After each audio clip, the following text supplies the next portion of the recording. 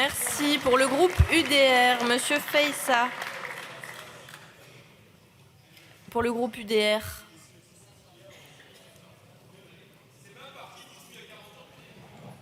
Merci Madame la Présidente, chers collègues.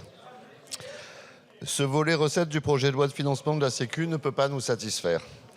Il a comporté bien trop de mesures néfastes pour de nombreuses catégories de Français et d'entreprises, les apprentis, les jeunes entreprises innovantes notamment.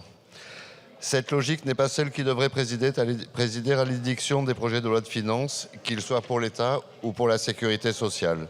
C'est bien à une baisse des dépenses qu'il faut procéder, plutôt que de faire peser sur les entreprises déjà lourdement ponctionnées l'équilibre des comptes de la sécurité sociale.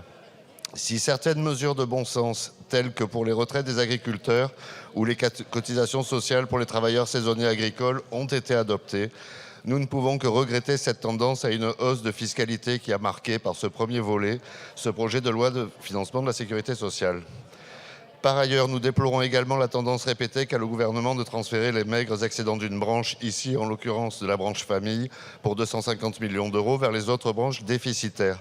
Ceci prive les dites branches des moyens de leur politique. C'est injuste, puisque des cotisants cotisent sans recevoir les prestations auxquelles ils pourraient avoir droit. Et enfin, cela déresponsabilise les gestionnaires et les cotisants. Nous regrettons enfin le rejet de nos amendements de bon sens, en particulier ceux tendant à réactiver le fonds de réserve des retraites, qui est un système qui a fait ses preuves, de capitalisation qui vient rééquilibrer notre branche vieillesse.